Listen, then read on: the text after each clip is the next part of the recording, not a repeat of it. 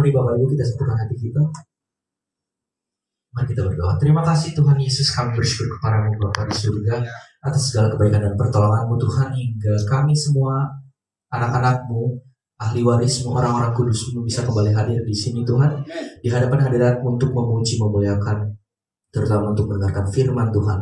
Terima kasih untuk setiap semua jemaat yang sudah hadir pada hari ini. Engkau kiranya kuasai hati dan pikiran kami Tuhan, agar kami bisa mengerti atas firman yang akan kami dengarkan pada hari ini, dan itu bisa menjadi rema dalam kehidupan kami.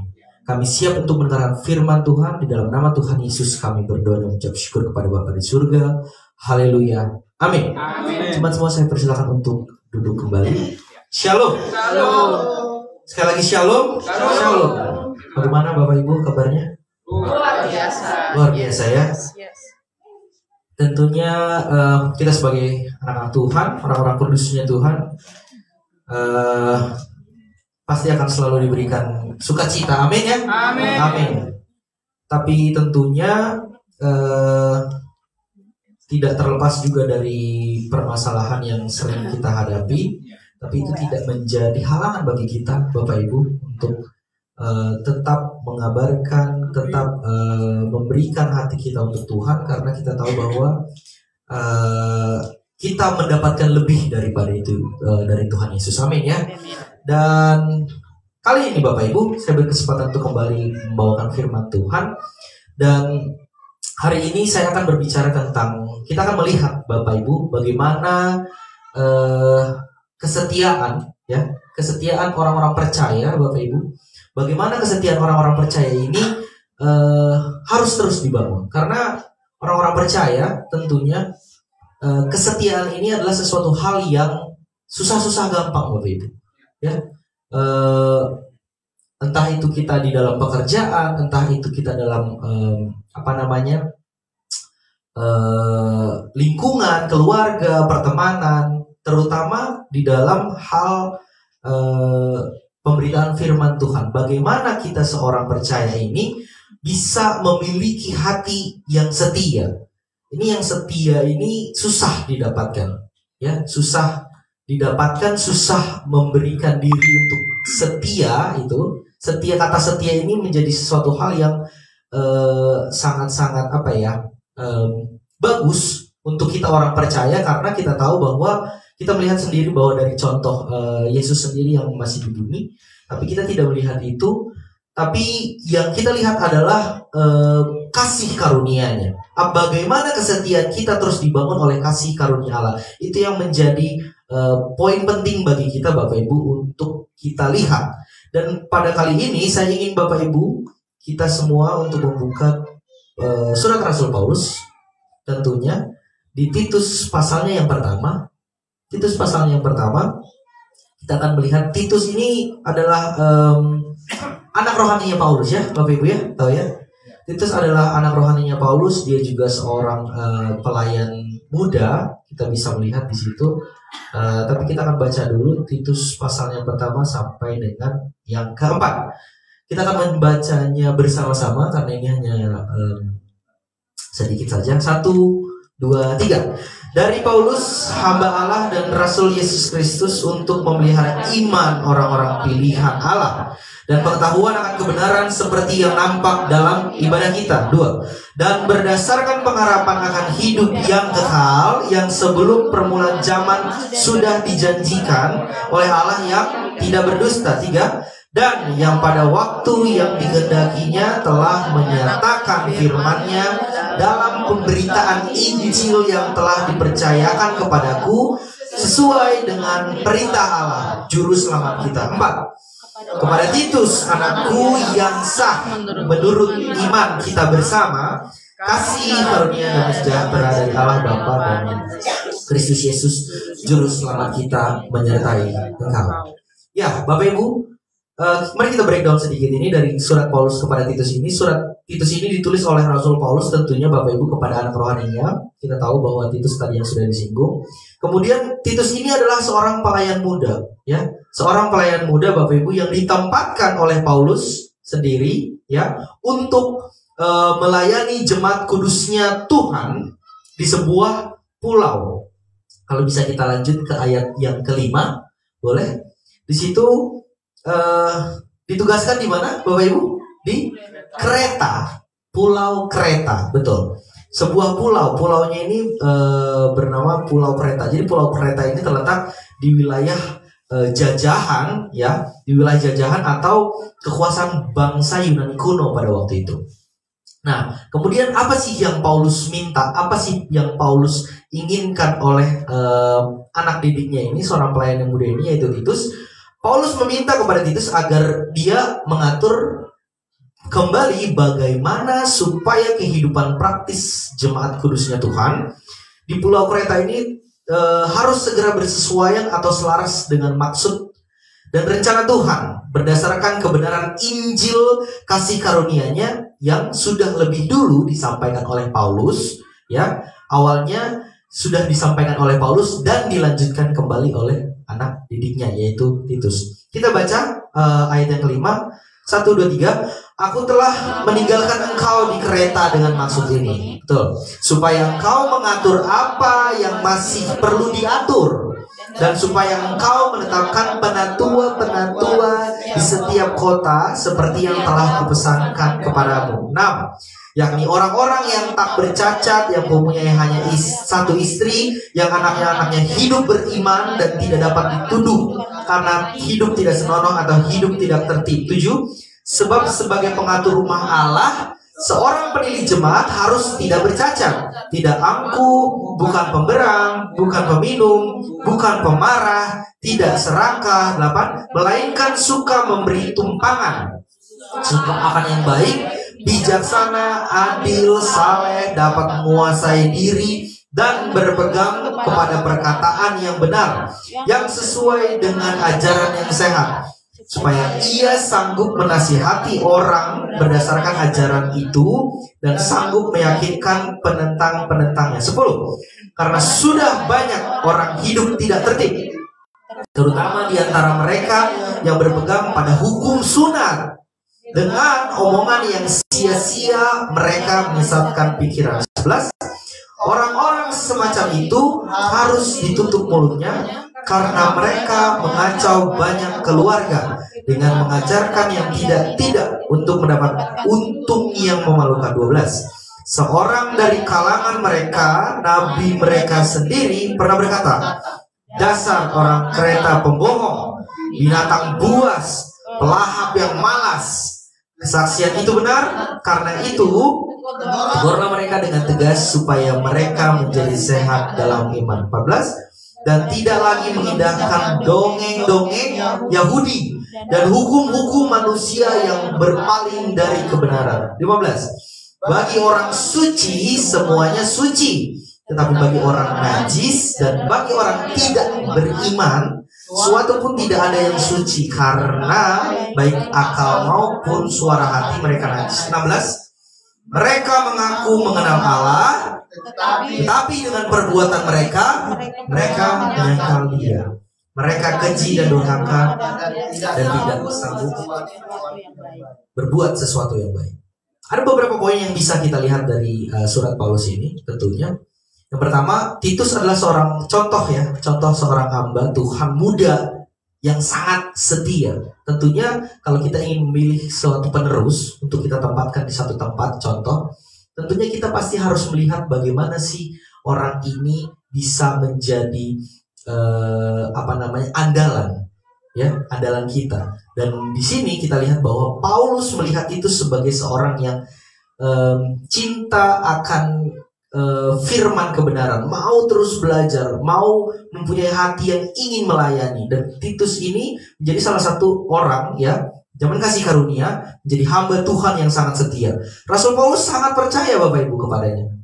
Rasul Paulus sangat percaya kepadanya, karena sehingga tidak heran bahwa Paulus ini akhirnya mempercayakan kepadanya untuk mengatur yang baik bagaimana supaya jemaat kudus Tuhan tentunya di Pulau Kreta ini dapat berfungsi sebagai jemaat tubuh Kristus yang memenangkan banyak jiwa dan diselamatkan melalui kesaksian hidup mereka, ya, yang Paulus sebut sebagai jemaat yang rajin berbuat baik, ya, jemaat yang berbuat baik. Di situ kita bisa lihat di Titus pasalnya yang kedua ayat 14, di situ dikatakan yang telah menyerahkan dirinya bagi kita untuk membebaskan kita dari segala kejahatan dan untuk menguduskan bagi dirinya suatu umat kepunyaannya sendiri yang rajin berbuat baik. Rajin berbuat baik. Tentu tugas pekerjaan Titus, Bapak Ibu, untuk membantu jemaat kudusnya Tuhan di Pulau Kreta waktu itu agar mereka berfungsi sebagaimana yang Tuhan inginkan, yang Allah inginkan sebagai jemaat tubuh Kristus yang setia. Tidak mudah bagi Paulus, tidak mudah yang kita bayangkan Paulus bisa membuat hal seperti itu. Kenapa? Karena banyak sekali tantangan. Tentunya tantangan di dunia ini sangat berat. Tantangan yang berat khususnya harus dihadapi berkaitan dengan budaya masyarakat bangsa Kreta pada waktu itu. Ya, dikatakan mereka adalah masyarakat yang sangat suka, tadi yang ayat 12 dikatakan apa? Dasar orang Kreta pembohong. Tidak hanya itu, apalagi binatang buas. Pelahap yang malas. Itu semua kata-kata negatif, Bapak. Tidak bisa kita lihat di situ ada kata-kata positif di situ. Apalagi ditujukan kepada satu jemaat, satu orang. Hei kamu, jemaat-jemaat Girika, kamu adalah pembohong. Apakah itu menjadi sesuatu hal pujian? Bukan. Itu menjadi sesuatu hal yang sangat tidak terpuji, sangat tidak bagus, ya. Dan itu dilayangkan ke jemaat dan orang-orang yang ada di Kreta. Dan itu menjadi salah satu tantangan berat untuk Paulus tentunya. Paulus ini mengetuk kesaksian nabi palsu mereka. Mereka menggambarkan orang-orang Kreta ini pembohong, binatang buas, pelahap yang malas, suatu kehidupan masyarakat, Bapak Ibu, tentunya yang sangat mengerikan, ya, mengerikan, sadis, dan tidak layak untuk menjadi panutan tentunya di zaman kasih karunia. Dan tentu Bapak Ibu, hidup di tengah-tengah masyarakat yang gemar berbohong akan sangat membahayakan bagi pemberitaan Injil kasih karunia Allah. Karena kebenaran Allah tentunya harus dituntut kejujuran dan ketulusan bagi setiap orang. Itu adalah kunci bagaimana kebenaran Allah bisa tersampaikan. Dan tentu saja hal itu dapat mengkhawatirkan Paulus, Bapak Ibu. Sangat bisa mengkhawatirkan Paulus apabila jemaat kudusnya Tuhan di Pulau Kreta terpengaruh oleh sifat-sifat buruk lingkungan mereka, sehingga ia perlu dan mendesak Titus sebagai tangan kanannya Paulus untuk mengajarkan dengan konsisten bagaimana sih cara hidup yang diminta Allah semestinya sesuai dengan doktrin ajaran yang sehat, yaitu harus hidup di dalam kekudusan Kristus. Sebagaimana kita juga seharusnya, karena kita adalah anggota-anggota tubuhnya Kristus. Paulus menilai Titus ini adalah orang yang tepat untuk tugas tersebut. Ya, Bapak Ibu. Kemudian selanjutnya, Titus ini menjadi buah iman. Tadi di situ dikatakan di ayat yang keempat, kita bisa lihat Titus 1 pasal 4, kepada Titus anakku yang sah menurut iman kita bersama. Jadi itu adalah contoh buah iman yang setia di dalam pelayanan Paulus. Kesetiaan Paulus ini membuahkan hasil, yaitu anak Titus ini, seorang yang muda ini yang bisa menjadi pelayan, ya, tentunya. Dan ada satu hal lagi Bapak Ibu mengenai jemaat kudusnya Tuhan di Pulau Kreta ini, ya, yang bisa menjadi perhatian khusus bagi Paulus, sekaligus menjadi perhatian khusus Titus juga. Di situ dikatakan di Pulau Kreta banyak orang yang Yahudi yang terus menerus, ya, mengganggu. Ya, di situ dikatakan banyak sekali orang-orang Yahudi di sana di Pulau Kreta, di sekitar Pulau Kreta yang terus menerus mengganggu jemaat kudusnya Tuhan. Dengan apa Bapak Ibu mengganggunya? Tadi kita bisa lihat di Titus, kita sudah baca bahwa isu-isu hukum Taurat. Isu-isu hukum Taurat. Di situ dikatakan 14, ya kan? Hukum-hukum manusia yang berpaling dari kebenaran. Itu yang menjadi, yang mengganggu jemaat kudusnya Tuhan.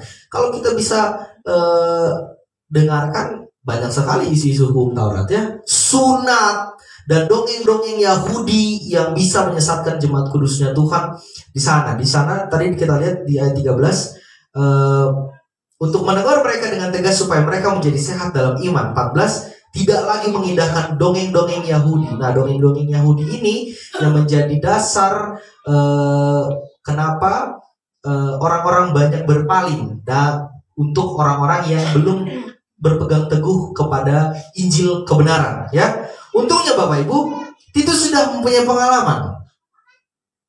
Titus sendiri sudah mempunyai pengalaman bersama Rasul Paulus, ya, menghadapi orang-orang Yahudi pengganggu jemaat itu. Karena Titus sendiri sebagai orang bukan Yahudi, Titus ini sebagai orang bukan Yahudi telah mempunyai kekuatan pengalaman menghadapi orang-orang Yahudi yang demikian pada waktu itu membawa dirinya di dalam sebuah sidang pada Rasul di Yerusalem. Masih ingat Bapak Ibu?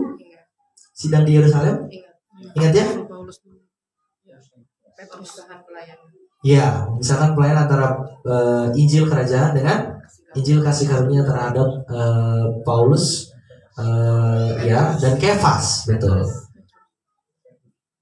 Petrus, ya. Dan itu yang dibawa oleh Paulus. Titus pun ku bawa juga. Nah, itu menjadi satu pengalaman Titus untuk menghadapi orang-orang Yahudi yang meskipun dia bukanlah orang Yahudi. Di mana Titus meskipun dia seorang yang tak bersunat, orang tak bersunat atau orang Yunani, kita bisa sebut pada waktu itu, diajak oleh Rasul Paulus waktu itu untuk memasuki kota Yerusalem, Bapak Ibu.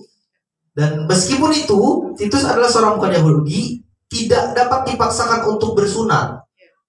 Ya, itu tidak bisa dipaksakan untuk ikut hukum bersunat, tidak dapat dipaksakan untuk bersunat dan mengikuti hukum Taurat Yahudi. Padahal, Bapak Ibu, tradisi orang Yahudi pada waktu itu, orang-orang tak bersunat tidak diperbolehkan memasuki kota Yerusalem. Banyak sekali aturan-aturan yang dibuat oleh hukum Taurat ini, ya, untuk menjadi landasan mereka, khususnya bagi orang-orang Israel. Karena orang-orang tak bersunat dianggap oleh mereka adalah orang yang najis. Betul. Titus waktu itu di Yerusalem telah menyaksikan adu pendapat. Ya, kita bisa katakan bahwa perdebatan itu sangat sengit sekali karena tentunya dari dua kubu yang berbeda, dari dua kubu Injil yang berbeda, kerajaan dan Injil kasih karunia. Tentunya itu menjadi sesuatu hal yang bertolak belakang. Banyak yang bertolak belakang. Tetapi tentunya itu menjadi satu program, dua program yang berbeda, ya, dua program yang berbeda. Dan di antara Paulus, ya, para rasul, di mana akhirnya bagaimana Rasul Paulus ini menegaskan bahwa bangsa-bangsa lain di luar dari bangsa Israel, ya, yang disebut orang-orang tidak bersunat, orang-orang tak bersunat di bawah pemberitaan Injil kasih karunia Tuhan, tidak mempunyai kewajiban untuk melakukan hukum sunat atau hukum Taurat. Paulus dengan tegas mengatakan itu, bahwa orang-orang di luar, ya, orang-orang bangsa-bangsa lain tidak di bawah Injil kasih karunia Tuhan, di bawah Injil kasih karunia Tuhan ini tidak mempunyai kewajiban untuk melakukan hukum sunat atau hukum Taurat. Ya, dan itu menjadi hal yang keras yang ditegaskan oleh Paulus pada waktu perdebatan mereka di Yerusalem dengan ke-12 murid Yesus. Ya, jadi Titus ini adalah contoh buah iman yang setia dari pemberitaan Injil kasih karunia Allah, Bapak Ibu. Dan secara konsisten Paulus mengajarkan bagaimana untuk kita hidup terus di bawah kasih karunia. Selanjutnya Bapak Ibu, dengar baik. Kita sudah beberapa kali melihat dan membaca. Boleh kita buka Efesus pasalnya yang kedua. Efesus pasalnya yang kedua, ayatnya yang ke-11. Efesus pasal 2 ayat 11 dan 12. Di situ dikatakan, karena itu ingatlah bahwa dahulu kamu sebagai orang-orang bukan Yahudi menurut daging yang disebut orang-orang yang tak bersunat mereka yang oleh mereka yang menerangkan dirinya sunat, yaitu sunat lahiriah yang dikerjakan oleh tangan manusia. Kemudian di 12 dikatakan bahwa waktu itu kamu tanpa Kristus, tidak termasuk keluarga Israel, tidak mendapat bagian dalam ketentuan-ketentuan yang dijanjikan, tanpa pengharapan, tanpa Allah di dalam dunia. Kemudian 13, tetapi sekarang di dalam Kristus Yesus, kamu yang dahulu jauh sudah menjadi dekat oleh darah Kristus. Ya, di situ dikatakan hal ini menjadi hal yang tidak diperhitungkan. Kita dulu, ya, tidak diperhitungkan. Allah tidak memperhitungkan bangsa-bangsa lain sebagai pewaris, karena bangsa pilihannya hanya ada satu, yaitu bangsa Israel. Dan bangsa-bangsa lain tidak dianggap, tidak diperhitungkan, ya, tidak diperhitungkan sama sekali pada waktu itu, ya. Sebagai pewaris-pewaris kerajaan sorga tidak masuk kecuali mereka yang bersedia mendekat, ya, mendekat dan masuk ke dalam sistem agama Yahudi, ya. Ketika dia masuk dalam circle agama Yahudi, ya, bagaimana adat istiadatnya, bagaimana cara peribadatannya, dan bagaimana cara hukum Taurat bekerja. Jika ada yang masuk ke sana, ke dalam sistem agama Yahudi ini, dan ketentuan-ketentuan hidup di bawah hukum Israel, barulah bisa. Tetapi syukur kepada Allah Bapak Ibu, keadaan tanpa harapan itu apakah selamanya terjadi? tidak. Apakah selamanya terjadi Bapak Ibu? Tidak selamanya terjadi. Karena apa? Akhirnya oleh darah Yesus Kristus yang tercurah di kayu salib, sekarang orang-orang di luar Israel, ya, sekarang orang-orang di luar Israel atau orang-orang tidak bersunat ini telah menjadi dekat dengan berkat-berkat keselamatan itu. Bahkan sangat dekat, sangat dekat dengan Tuhan Yesus Kristus. Karena kita semua diterima sebagai tubuhnya yang kekal, yaitu tubuh Kristus, ya kan? Dan kasih karunia ini Bapak Ibu, kalau kita bisa melihat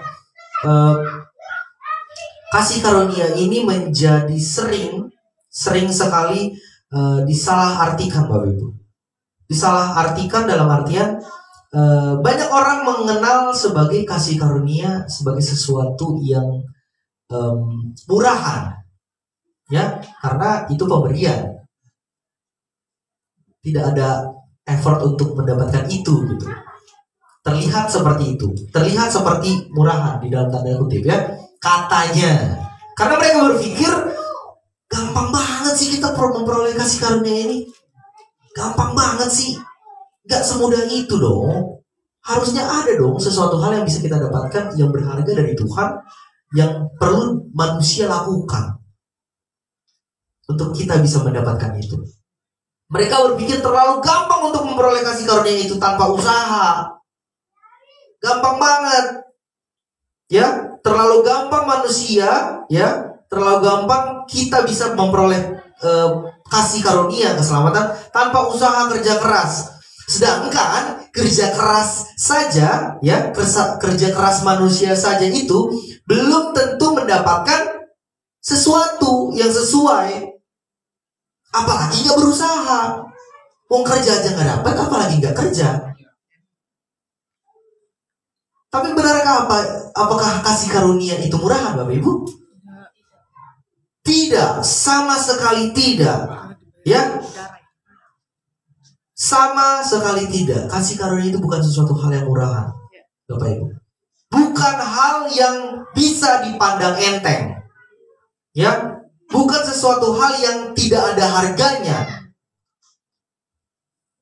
tidak ada harga yang harus dibayar. Tentunya sesungguhnya kasih karunia Allah yang kita terima. Sudah terima kasih karunia Bapak Ibu? Amin. Sudah.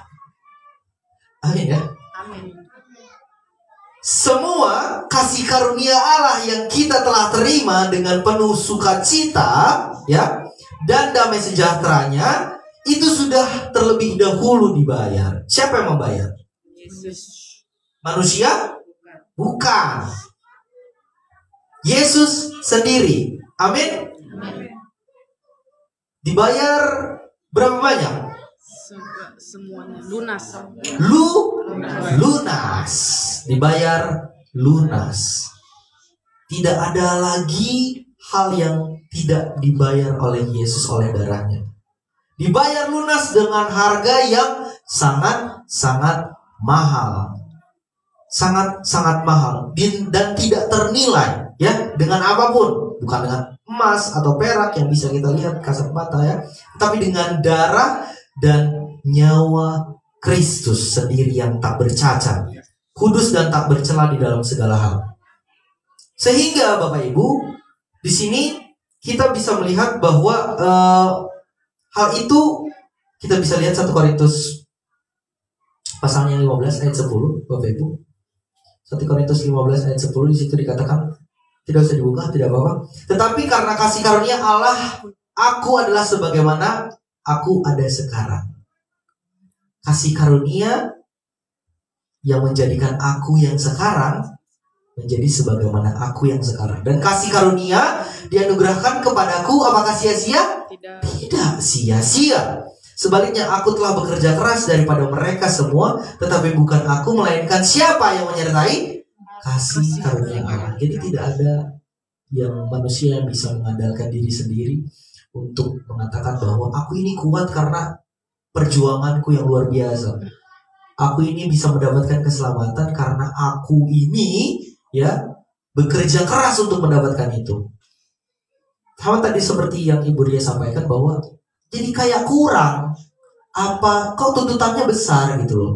Jadi kalau mengikuti apa yang standar gitu ya, yang manusia bikin ya, itu tidak bisa, tidak akan sampai kapanpun, tidak akan sampai sama sekali, mendekati pun tidak. Kenapa? Karena itu terlalu mahal. Apapun yang dilakukan oleh manusia itu tidak akan bisa mendapatkan, kecuali Allah sendiri.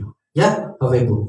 Kemudian selanjutnya, jadi sekarang kita ketahui bahwa kasih karunia yang Paulus beritakan kepada kita, ya, dan yang kita teruskan kepada semua orang, bukanlah kasih karunia gampang, tetapi pemberian Allah. Pemberian Allah yang cuma-cuma, sifatnya sangat mulia, karena telah mengerjakan juga ketekunan iman kita, Bapak Ibu, di dalam manusia yang baru, yaitu kita yang hidup sekarang di dalam tubuh Kristus, di mana kita sedang hidup di dalamnya pada saat ini. Dan kita tahu bahwa Ibu, Paulus sudah sangat banyak memberikan contoh di dalam kehidupannya.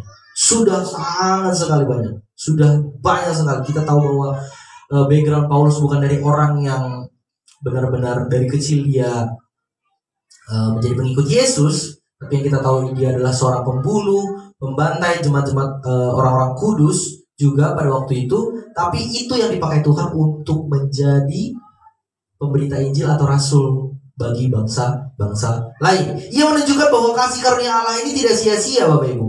Tidak sia-sia baginya, tetapi sangat berbuah penuh yang dikerjakan oleh Roh Kudus. Itu sangat luar biasa. Sehingga tidak heran Bapak Ibu, juga Paulus menasihati kita untuk kita semua di tempat ini agar terus berjuang untuk keselamatan. Amin. Tidak lagi bukan keselamatan, tetapi berjuang untuk memberikan nilai-nilai, memberitakan nilai-nilai pengorbanan Yesus di kayu salib.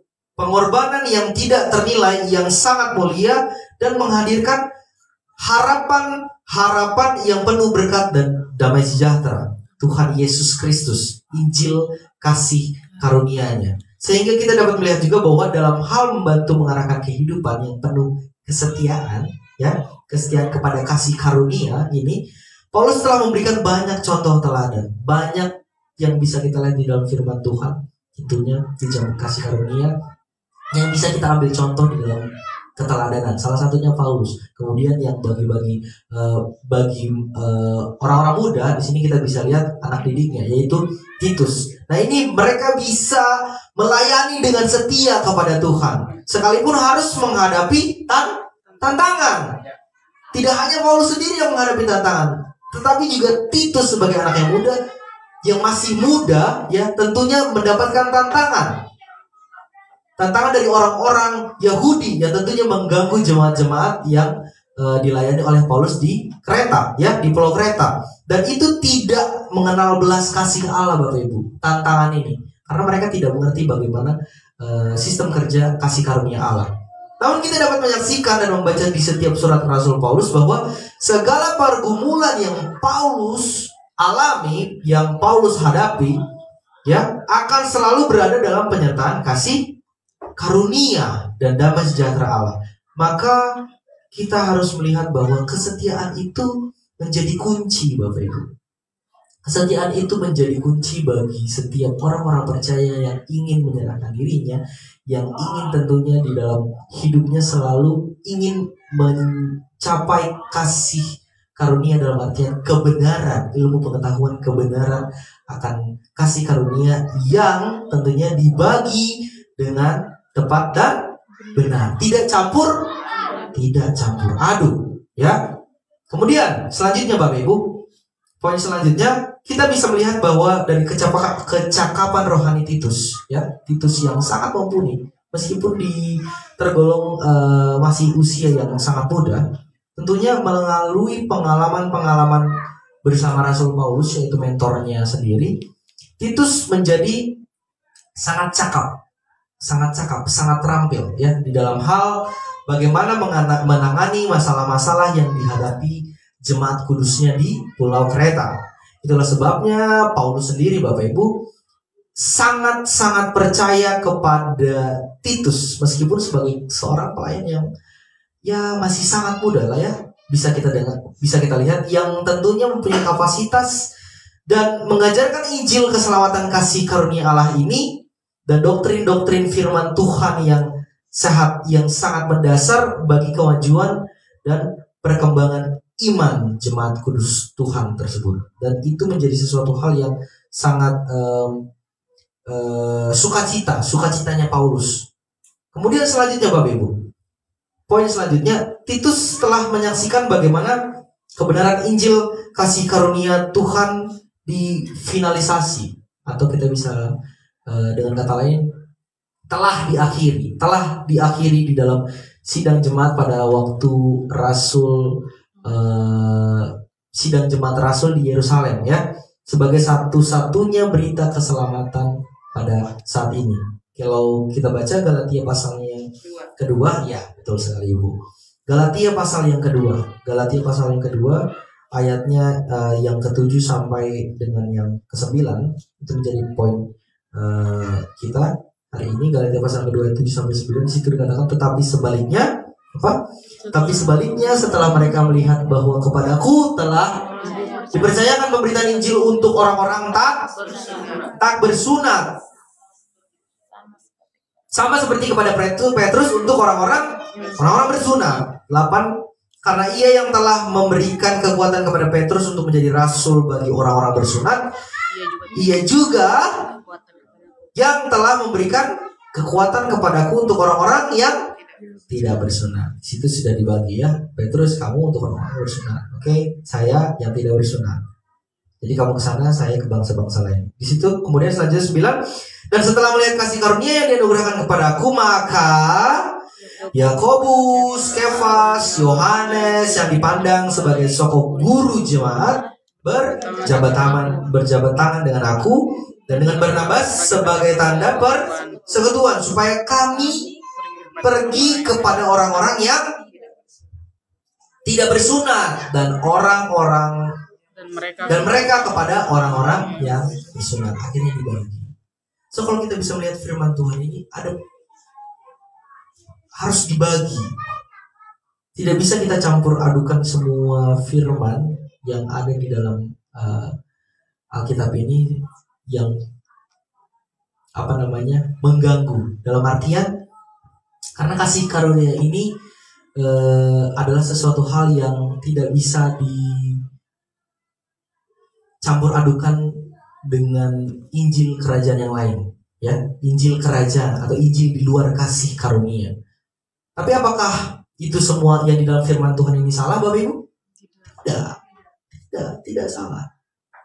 Tapi bagaimana kita bisa berhikmat untuk melihat perbedaan atau perbandingan, atau kita bisa lihat pemisahan antara program Allah. So disitulah yang menjadi patokan kita untuk orang-orang yang sudah hidup di bawah Injil kasih karunia. Harus tahu betul yang mana kemana, yang ini kemana, yang ini kemana, yang itu kemana. Harus betul-betul peka terhadap firman Injil kasih karunia. Semakin banyak kita mendengar Injil kasih karunia, akan semakin peka kita. Oh ini bukan Injil kasih karunia. Oh ini bukan Injil kasih karunia. Karena itu yang dikehendaki oleh Allah untuk kita orang-orang kudusnya di zaman kasih karunia. Kemudian selanjutnya, sehingga Paulus menegaskan kepada Titus, jangan habiskan waktumu hanya untuk berbantah-bantahan lagi, untuk suatu berita yang sudah final dan terbukti kebenarannya bersumber dari Allah sendiri.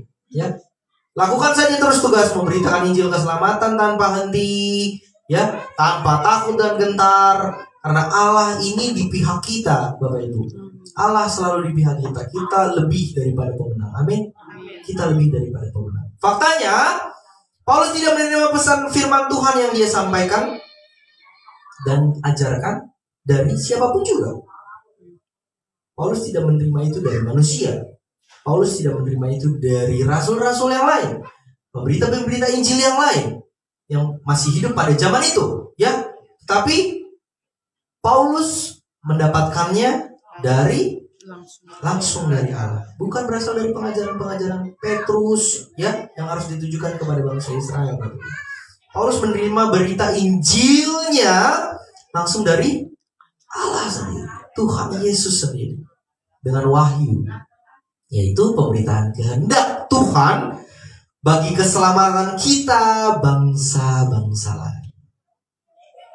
Yang dahulunya kamu jauh, sekarang sudah menjadi dekat, berkat darah pengorbanan Yesus Kristus. Seberapa banyak orang di luar sana memberitakan firman ini, Bapak Ibu?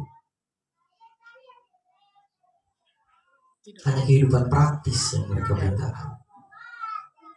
Banyak sekali pemberita-pemberita di luar sana yang mengatakan kehidupan praktis saja ya. Kalau saya bisa melihat kehidupan praktis saya tanpa memasukkan yang esensial, landasan pokok untuk kita sebagai manusia yang hidup di zaman Injil kasih karunia. Hidup praktis saja. Kalau kamu gak begini, ya Tuhan gak bakalan begitu. Ya kalau kamu gak begini, ya Tuhan tidak akan memberkati kamu. Kejarlah, kejar terus. Mari lakukan apa yang baik bagi Tuhan. Itu yang mereka sampaikan. Tidak ada lagi fundamental yang terdapat di dalam firman Injil kebenaran. Tentunya itu yang harus kita jeli melihatnya. Itu menjadi tugas kita, Bapak Ibu. Itu sangat menjadi tugas kita, karena kita yang sudah tahu fundamentalnya, yang sudah tahu bahwa Injil keselamatan adalah menjadi jalan satu-satunya untuk kita mendapatkan hidup yang kekal. Dan itu hanya dengan percaya oleh iman kepada karya penyaliban Yesus di kayu salib. Jadi bukan hanya sekedar percaya Yesus. Semua orang bisa percaya Yesus. Bahkan semua orang bisa percaya Yesus. Tetapi yang harus kita percaya adalah pengorbanan Yesus di kayu salib.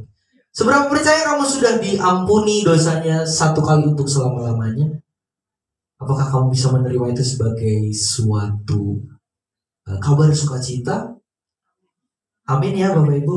Dan saya percaya kita semua yang hadir di sini sudah menjadi anak-anak Tuhan.